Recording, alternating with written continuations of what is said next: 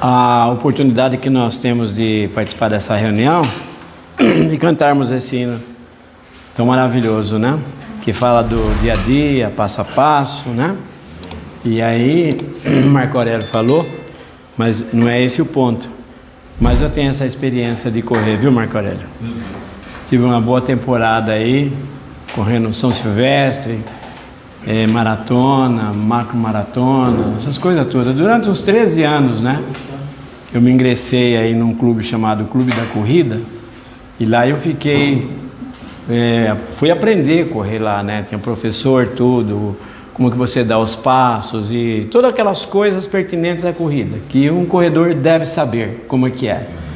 E lá eu aprendi e corri, e vivia correndo direto. Mas o que você falou faz bastante sentido, que o corredor profissional, ele faz exatamente isso, ele vai passo a passo, direitinho, quando chega um certo momento, ele vai embora. Mas o amador não, ele já quer disparar, já quer correr para mostrar serviço. 500 metros da aí já era, né? Então, a nossa vida cristã é isso mesmo. Aí me lembrei também de um palestrante muito famoso, e aí nós fomos assistir uma palestra dele, minha esposa e eu, há muitos anos atrás. E aí ele entra lá para dar a palestra dele com uma escada assim na mão. Sabe essa escadinha de abrir de alumínio, né? Uns 7 degraus mais ou menos. Aí ele entra lá com a escadinha assim, 1000 pessoas na plateia ali para assistir a palestra dele. E aí Daniel Godry, famosíssimo hoje. E aí eu falei, mas o que ele veio fazer com essa escada? E aí ele vem com aquela escada para mostrar que na vida nós precisamos seguir a nossa vida em todos os sentidos, passo a passo. E ela é uma escada. Você começa de baixo e você começa a subir. Aí ele pega aquela escada e faz uma arruaça com aquela escada. Ele abre a escada, põe o primeiro degrau e depois tenta colocar o pé no terceiro, sem passar no segundo. Ele falou, não é assim. Aí ele pega e põe no segundo pé e sobe com o outro pé e segura. Depois ele desce, pega a escada e vira do lado e tenta subir do lado. Vira ela de ponta cabeça, faz uma arruaça, mexe de tudo quanto é jeito. Para chegar ao seguinte, quando ele termina a palestra, ele chega no último degrau, para mostrar como que é a vida. Então, essa questão da caminhada dia a dia não é diferente. É um passo de cada vez, dia a dia. Quando a gente quer ser muito ansioso assim, aí atropela, né? A coisa não dá certo. Nós te louvamos, te agradecemos, Senhor, por essa noite, por essa palavra esplendorosa, uma palavra tão maravilhosa que o Senhor tem concedido a nós, no livro de Efésios, e tem nos ensinado bastante, Senhor. Tem mostrado muita coisa da nossa caminhada cristã. Que bênção, Senhor. É sermos crentes, pertencemos a Ti, estamos dentro da comunidade, onde os irmãos estão reunidos no Teu corpo, vivendo a vida da igreja. Isso é muito bom. E aqui o Senhor tem mostrado para nós dia a dia, tem revelado para nós a vontade que está no coração de Deus. Então, irmãos, aqui em Efésios capítulo 1, no versículo, eu acredito que é o 18 mesmo, né? Que fala que iluminados os olhos do vosso coração, não é isso? Iluminados os olhos do vosso coração, para saberdes qual é a esperança do seu chamamento, qual é a riqueza da glória da sua herança nos santos.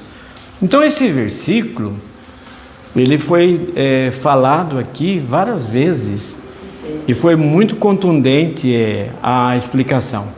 O Marco Aurélio trabalhou bastante em cima desse versículo quando ele liberou a mensagem, foi muito rico. E o irmão Carlos, que compartilhou depois, da mesma forma, falou sobre esse versículo, do versículo 18, né? Muito bem. E nós vimos então na semana passada que o foco foi a questão do penhor, foi a questão também de ser carimbado, né? Foi muito falado, né? E foi falado de uma amostra, que o Espírito que está em nós, o Espírito, ele é uma amostra de Deus que está em nós. Amém. E é esse Deus, irmãos, que está em nós, que nos ilumina, que mostra todas as coisas. É esse Deus, ele está em nós. Sim. Tem dia que você lê e não entende nada, mas tem dia que você lê e aí o Senhor dá discernimento e mostra para você. Amém. E é assim a nossa vida cristã, né? Ninguém é expert, ninguém é um gênio e ninguém absorve tudo, assim, não é assim. Mas é aquela questão que foi falado aqui do passo a passo, né? A gente, quando a gente está numa comunhão íntima com o Senhor, uma comunhão profunda, a possibilidade do Senhor desvendar, como foi falado aqui, da questão de tirar o véu, é muito maior. Amém. Que aí o Senhor fala, nossa, você está numa comunhão tão boa comigo aqui, não tem jeito, eu vou precisar mostrar algumas coisas para você. Aí a gente começa a enxergar coisa que a gente nunca tinha visto, e aí a gente fica numa situação que a gente quer gritar, a gente quer contar, a gente quer falar, alguma coisa acontece de tanta alegria que tem no nosso ser. Não sei vocês, mas eu sou bem assim, né? Dessa maneira. Eu estava essa semana passada aí, tão maravilhado com o Senhor, e eu estava no trade, né? Estava lá tradando, e estava tendo um problema com o Banco Itaú, porque eu trabalho com o Banco Itaú e com o Santander. E aí tinha um problema, uma falta de um dinheiro lá na conta, aí eu liguei para o gerente, que é a pessoa que me atende. E aí ele me atendeu e eu comentei com ele, falei, olha, aconteceu isso. Ele falou, não, senhor Dever, fica tranquilo que eu vou ver aqui. E eu tinha desfrutado muito naquela manhã do Senhor. E aí falei para ele, cara, eu queria fazer uma oração com você, cara, você não acha ruim não? Ele falou, não, pode fazer. Eu falei, eu falo aqui, você fala amém aí. Que nem o irmão Carlos. O irmão Carlos vem aqui, leva todo mundo a falar amém, leva todo mundo a orar juntos. Vamos orar juntos aqui. É tão gostoso, né, irmãos? Que delícia, né? Puxa, e aí eu orei, né? Orei agradecendo a Deus por aquele dia, tal, assim. Depois ele falou para mim, olha, eu estava chorando aqui. Eu falei, é? Ele falou, sabe por quê, senhor Adevair? Ele tem 32 anos, serve para ser meu neto, idade para ser meu neto já está com 36, o mais velho. Ele falou assim, é que eu me converti não faz muito tempo. E aí o que acontece? Ele falou, eu estou começando a ler a Bíblia, me instruir a ler a Bíblia, eu comecei em Gênesis, mas não entendo nadinha, nada. Eu falei, mas olha, eu estou muito contente por você se tornado um cristão, se tornado um filho de Deus, que bênção. Ele falou, eu fui batizado, me converti, agora, há pouquinho, eu estou muito contente. E aí o senhor veio fazer essa oração comigo, ele falou, caiu do céu, foi uma bênção. Mas foi um sentimento que eu tive ali na hora, por conta do que eu tinha lido, por conta do que eu tinha desfrutado, né? Louvado seja o Senhor. Bom, irmãos, então, nós vimos aqui, irmãos, seus irmãos, eu não preciso ler não, eu vou só citar aqui, depois quando for para ler eu aviso os irmãos. Mas tem um versículo aqui, irmão, que ele vem explicar, é o próprio Senhor Jesus, ele vem explicar para nós de onde vem essa questão da iluminação. Que os nossos corações, nós precisamos ser iluminados, não é isso que está escrito?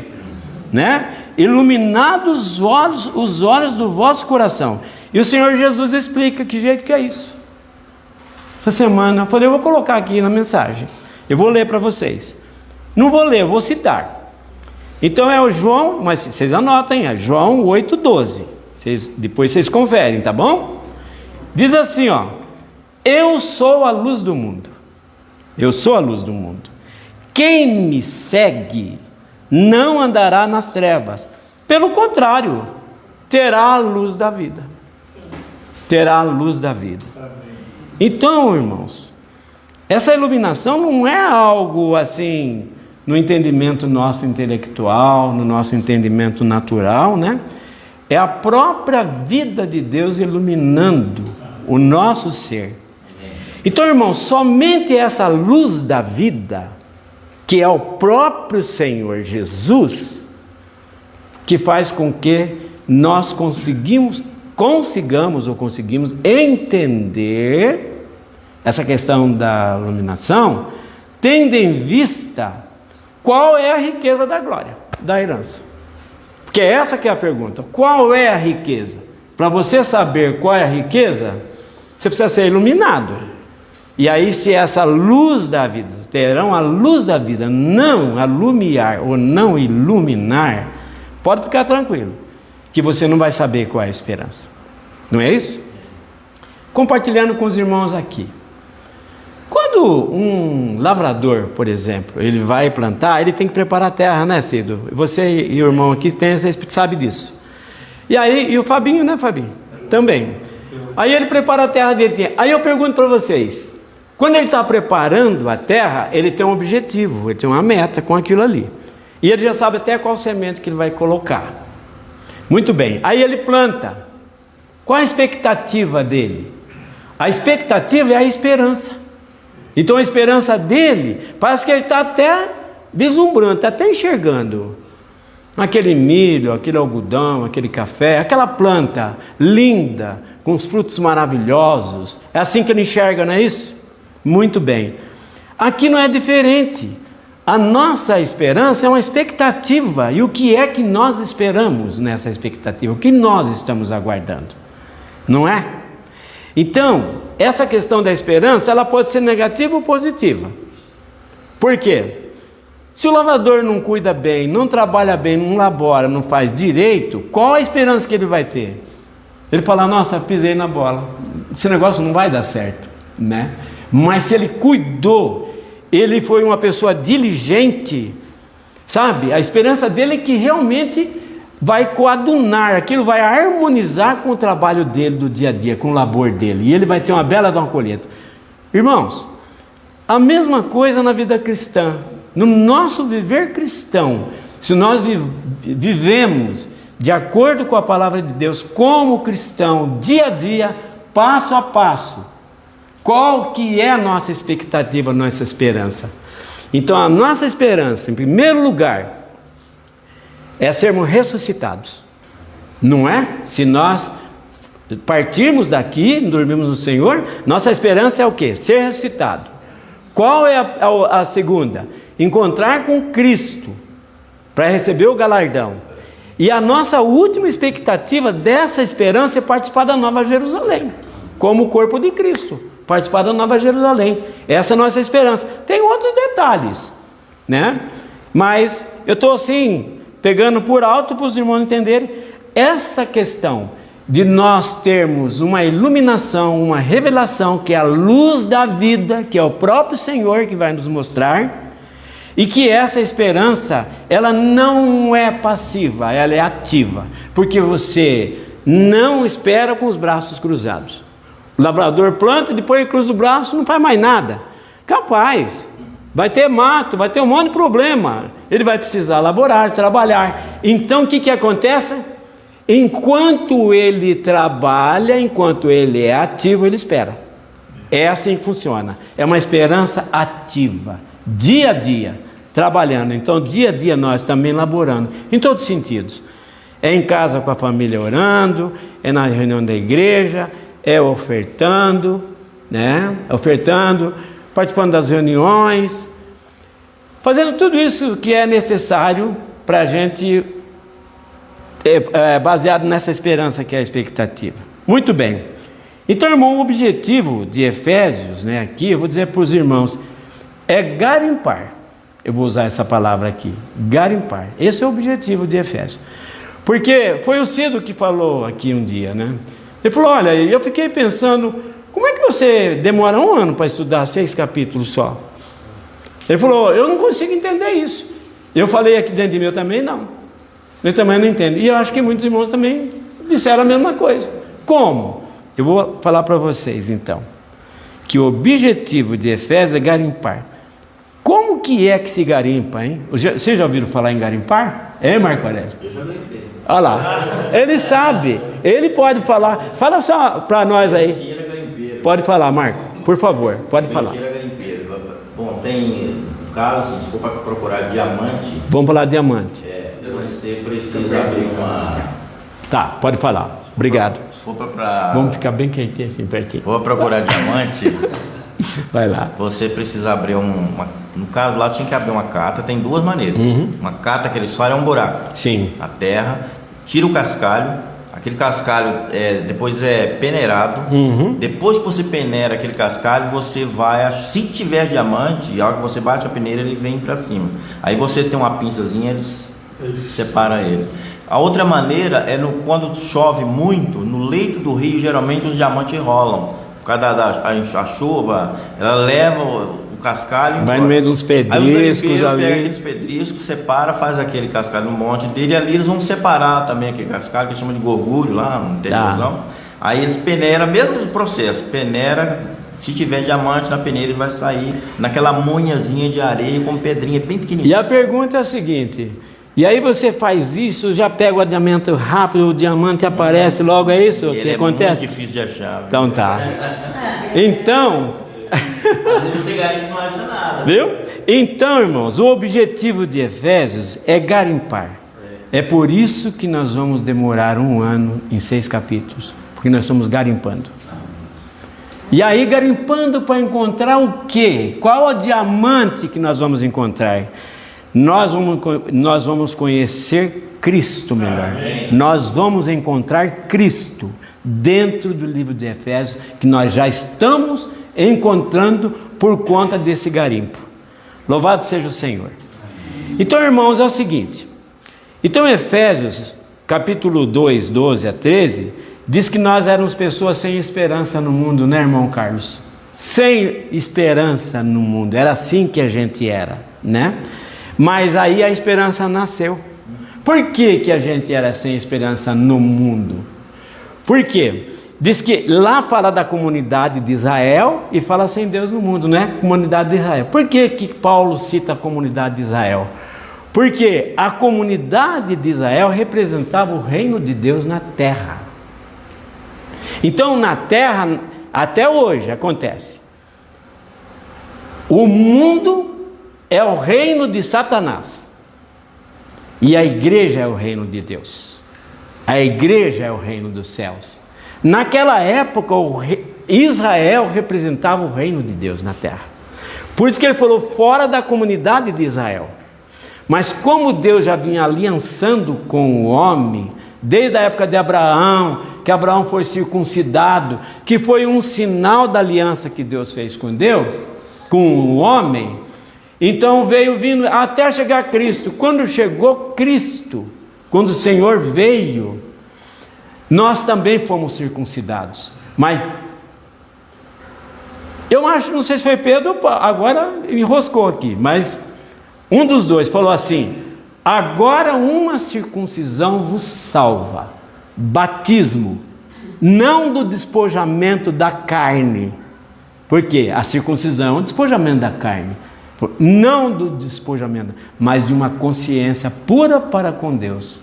Então, o batismo nosso, quando nós somos batizados na água e no Espírito, é a circuncisão dos gentios, é a circuncisão nossa na vida cristã. Então, agora nós fazemos parte da comunidade. Agora nós fazemos parte do reino dos céus. Agora fazemos parte. Então nasceu a esperança aí. Antes não tinha, mas agora a gente tem. A esperança acabou de nascer. E essa esperança, irmãos, aqui em Colossenses 1:27 fala que é Cristo em vós. Muito bom. Então Cristo é a nossa esperança, como está em 1 Timóteo, né? Então antes éramos pessoas separadas da comunidade de Israel, sem Deus no mundo. Mas agora nós fomos chamados, nós fomos circuncidados, entre aspas, e hoje nós fazemos parte do reino dos céus, o reino de Deus. Então, irmãos, hoje nós já vivemos, nós temos essa esperança, mas a gente já vive essa esperança, nós já estamos vivendo, que é o quê? A expectativa, laborando, trabalhando, que não é uma coisa ativa. E essa vida é a vida da igreja, é a vida da igreja, nós temos aqui. E ela é uma expectativa ativa, porque nós colocamos a mão na obra. Nós fazemos as coisas. Nós não somos passivos na vida da igreja. Louvado seja o Senhor, né? Então, irmãos, um outro ponto é que essa esperança, ela governa o nosso presente hoje, que é esse Cristo em nós, está governando nós. Vamos pegar essa palavra de novo, que eu gostei desse hino, passo a passo. Vamos pegar essa questão, né? Louvado seja o nome do Senhor. Então, viver hoje à luz da manifestação do Senhor, porque parece que foi o irmão ali de Valinhos, o Eliezer, que ele leu Lucas capítulo 21, 36, e ele compartilhou com a gente que ele tinha visto algo que ele nunca tinha visto. Ele viu nesse versículo. Alguém pode ler? Lucas capítulo 21, 36. Eu estou falando assim, irmãos, porque eu deixei minha Bíblia, eu falei para o Fabinho, deixei minha Bíblia na casa de um irmão, apesar que eu tenho várias Bíblias, irmãos, 6, 7 Bíblias em casa. Só que são outras Bíblias, são outras traduções, tá entendendo, irmãos? Então são outras traduções. E aí a Bíblia que eu uso, que é a João Ferreira de Almeida, a ARA, né, ao meio da revista e atualizado, fui numa reunião essa semana e deixei lá, esqueci. Estou com o celular, por eu leio aqui, não tem problema. Mas alguém pode ler? Lucas 21, 36. Vigiai, pois, isto a todo tempo, amém, orando, para que possais escapar de todas essas coisas que têm de suceder e estar em pé na presença do Filho do amém. Homem. Aí, irmãos, o que Paulo falar de todas essas coisas? Paulo está falando que é para a gente vigiar. Eu vou resumir: para escapar, irmãos, da grande tribulação. É esse o significado. Escapar, sabe assim, da aflição, da pressão, das coisas que vão ocorrer na época da grande tribulação. Então, se hoje nós temos esse Cristo em nós, que é a esperança, e passo a passo a gente foi desvendado, mostrou para nós, e o Senhor está iluminando o olho do coração da gente, os olhos do coração, para a gente enxergar, está entendendo essa questão da herança? Então nós vamos vigiar e nós vamos orar. Por quê? Nós vamos estar prontos, porque nós sabemos que na hora da grande tribulação é isso que Lucas está falando aqui, ok? Muito bem. Depois nós temos o tribunal de Cristo, que os irmãos já sabem, que todos nós vamos comparecer, que está em 2 Coríntios 5:10. E o tribunal de Cristo não é para incrédulos, os irmãos já sabem que é para crente, todos os crentes vão passar por ali, e o que vai ser julgado não é pecado, mas são as obras que nós praticamos, né? E depois nós temos também aqui 2 Timóteo 4:1, que Paulo fala para Timóteo: conjuro-te. E aí ele fala da manifestação e do reino, que Cristo, Deus colocou Cristo para fazer o julgamento, para julgar os vivos e os mortos. Então eu estou assim bem rapidinho, por causa do tempo, né? Os irmãos devem ter percebido que o Cido viu aí, né, Cido? A hora que eu comecei a liberar a mensagem aqui, já tinha passado. O irmão Carlos deve ter visto lá, né, irmão? Então eu estou correndo aqui. E aí, irmãos, nós estamos falando o seguinte: da manifestação, que há de julgar pela sua manifestação, né? Ele vai julgar os vivos e os mortos, né? Então, irmãos, os vivos são as pessoas que vão ser julgados através dessa manifestação. Então vai ter uma manifestação. O que é a manifestação? É uma presença, é ali. Então são os vivos que vão receber essa manifestação para julgamento. Agora, os mortos não têm manifestação. Se refere ao trono branco, se refere aos incrédulos que vão ficar depois de 1000 anos, depois do milênio, eles vão comparecer no trono branco só para receber o veredito. Não é nem questão de julgamento, mas os vivos e os mortos. Então os mortos se referem a essas pessoas, e os vivos se referem àqueles que vão estar perante Deus na sua manifestação. Então nós temos duas coisas: na nuvem, que é o tribunal de Cristo, que os crentes vão ser julgados, e temos o juízo final, que é na época da tribulação, na questão dos bodes e das ovelhas, que os irmãos já ouviram aí, ok? Tudo bem até aí? Muito bem. E aí eu quero que alguém possa ler para mim aqui bem em voz alta, já que eu estou sem a Bíblia, eu vou usar os irmãos aí. Filipenses 3, de 20 a 21. Louvado seja o nome do Senhor. Eu esqueci o óculos. Você esqueceu o óculos? E aí, como é que você vai compartilhar hoje, então? 20 a 21. Isso. Filipenses 3, 20 a 21. Pode ler. Pois a nossa pátria está no céu, de onde também aguardamos o Salvador, o Senhor Jesus Cristo, o qual transformará o nosso corpo de humilhação para ser igual ao corpo da sua glória, segundo a eficácia do poder que ele tem de até subordinar a si todas as coisas. Então, irmãos, louvado seja o Senhor. Fala assim que a nossa pátria está no céu. Eu vou pegar só essa palavrinha pátria aqui, porque uma pessoa que mora num país que é um estrangeiro, ele está ali, mas ele não é um cidadão, certo? E uma pessoa que é exilada, pior ainda, porque de alguma maneira ele foi para o exílio por causa de algum motivo, alguma coisa. Mas o ponto é o seguinte: quem é que tem todos os direitos que tem na lei daquele país que usufrui como cidadão? São as pessoas que falam, eu tenho uma pátria. Você entendeu? São as pessoas que são patriotas. Então, essa pátria que está no céu significa o seguinte: quando nós estávamos aqui na terra sem Deus, a gente era, entre aspas, falando, não João ninguém, não sabia nada, não tinha nada, estava no mundão aí. Depois que nós recebemos o Senhor, nós passamos a ser cidadãos dos céus. Amém. A partir do momento que nós recebemos o Senhor, de uma maneira genuína. E é por isso que Paulo falou, a nossa pátria está nos céus.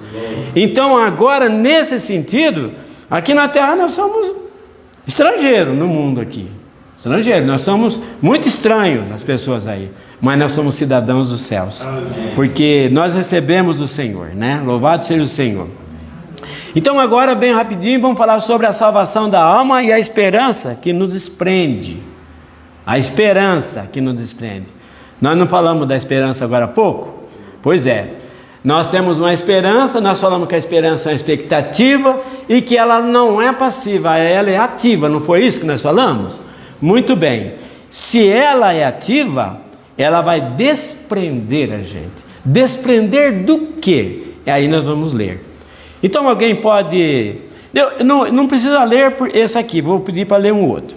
É o seguinte, Mateus 16, 24 e 27, está no contexto, está na mensagem. O que está escrito lá? Quem quiser vir após mim, tá. Pode ler, pode ler. E leia o versículo para ficar. Então disse Jesus a Amém. seus discípulos: Amém. Se alguém quer vir após mim, a si mesmo se negue. Amém. Tome a sua cruz e siga-me. Amém. Então, para você ser desprendido, você precisa negar a você e seguir o Senhor. Então esse já é um desprendimento. Agora você quer ver um desprendimento? Como é que você consegue negar? Agora eu gostaria que alguém lesse Mateus 11, de 29 a 30. 11, 29 a 30. Eu vou fazer o seguinte, irmãos. Vou aproveitar aqui e eu vou convidar os irmãos para a gente ler juntos, tá bom? Que a reunião com o irmão Carlos aqui, quando ele está aqui, ela fica muito rica assim, porque ele fala, vamos ler todo mundo junto, e é tão gostoso, né? Então nós vamos ler o 11 do 29 ao 30. Eu estou achando aqui, viu? 29, então tá, 29 ao 30. Os irmãos acharam, né? Vamos ler juntos? Tomai sobre vós o meu jugo e aprendei de mim, porque sou manso e humilde de coração, e acharei descanso para a vossa alma, porque o meu jugo é suave e o meu fardo é leve. Aleluia. Aí, irmãos, por que tem esse aqui no contexto? Porque 1 Pedro 1, de 5 a 9, ele fala da salvação da nossa alma. Alguém pode ler? 1 Pedro 5, e 9, não é de 5 a 9, é o versículo 5 e o versículo 9, 1 Pedro. Quem achar bem rapidinho já pode ler. Capítulo 5. Não? Isto. Sois guardados pelo poder de Deus. Capítulo 1, viu? 1 Pedro 1. 1 Pedro. Resistir firmes na fé, Amém. certo de que sofrimentos iguais aos vossos estão se cumprindo na vossa irmandade espalhada pelo mundo. O 9. O nome. O 9 e o 5. É 1 Pedro 1, versículo 5 e versículo 9, que fala da salvação da vossa alma. Não, 5, eu estou aí no versículo 5. Isso aí, guardado. Aqui, ó. Aqui. Esse?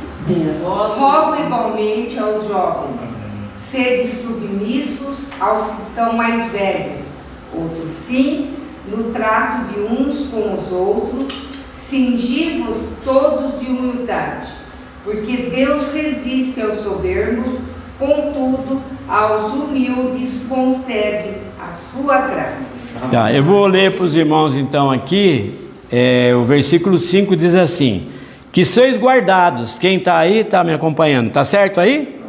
Que sois guardados pelo poder de Deus, mediante a fé, para a salvação preparada, para revelar-se no último dia. É isso?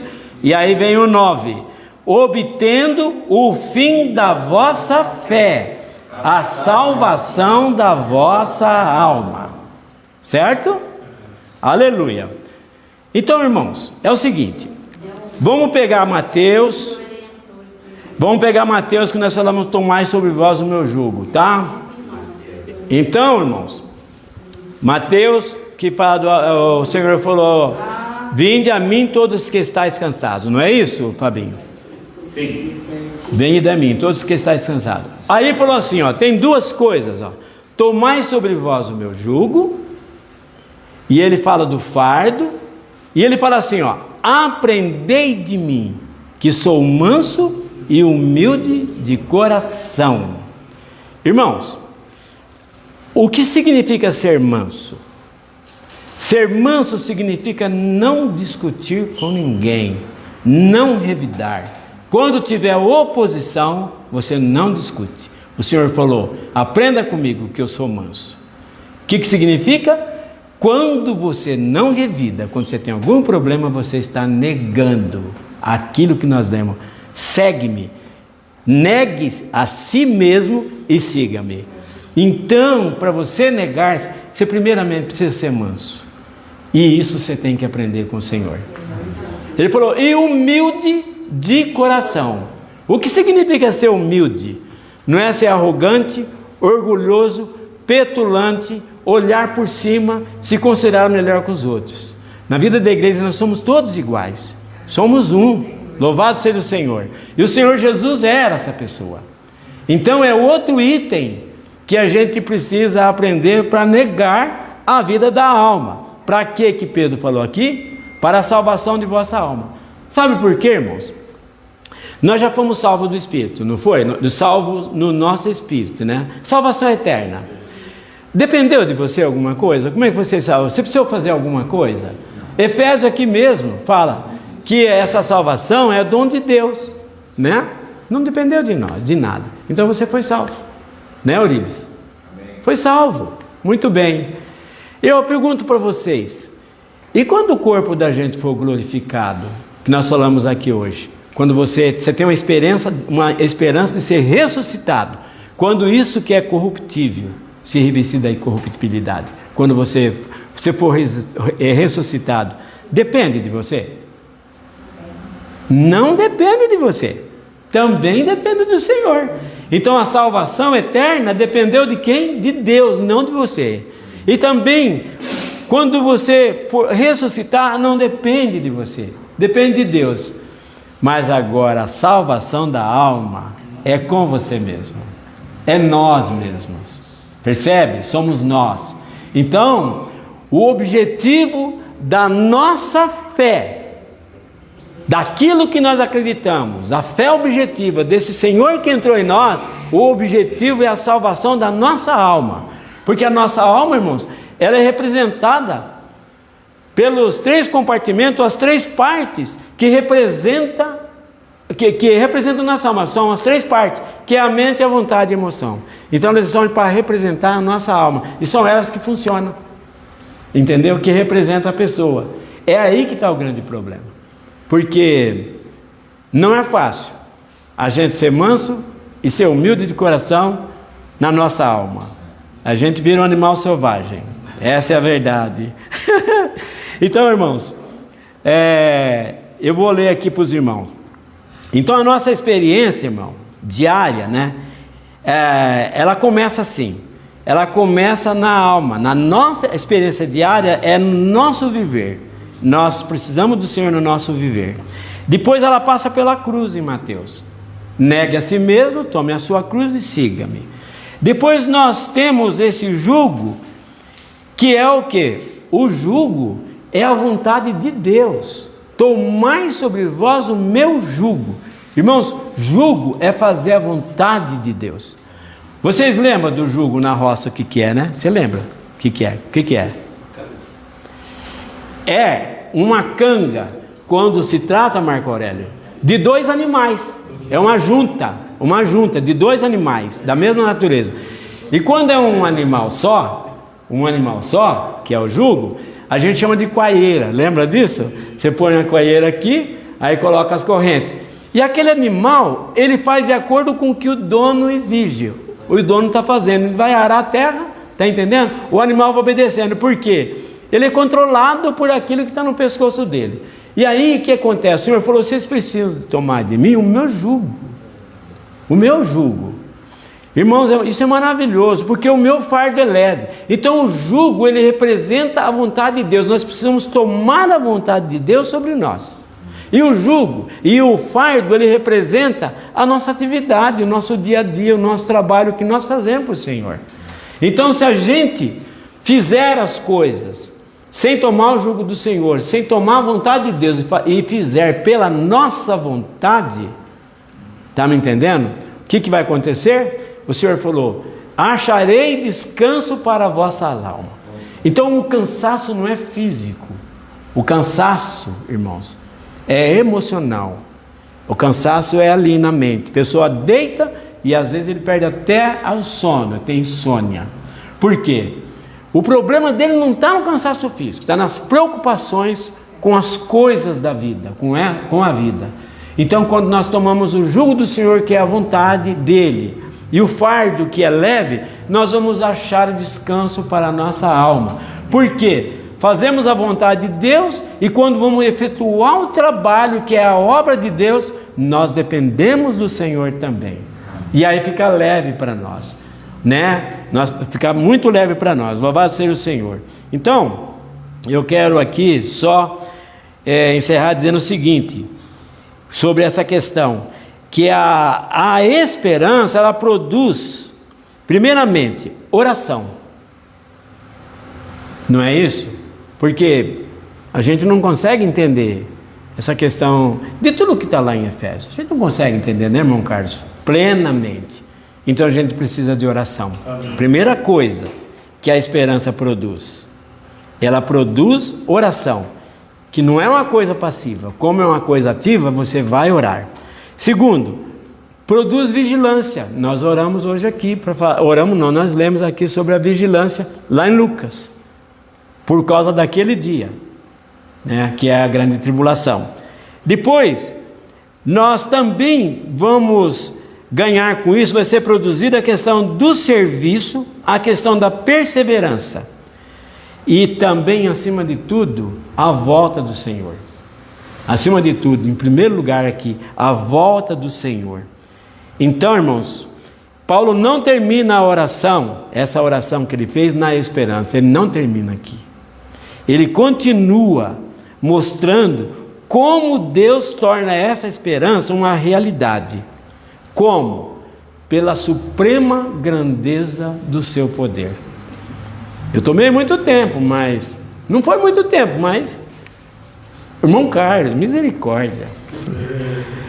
Mas, irmãos, amanhã nós vamos dar continuidade, viu? Amanhã é outro dia, né, irmão Marco Aurélio? Amém. Louvado seja o Senhor. Louvado seja o Senhor. Amanhã, a suprema grandeza, né, do seu poder, que é a continuação da oração de Paulo.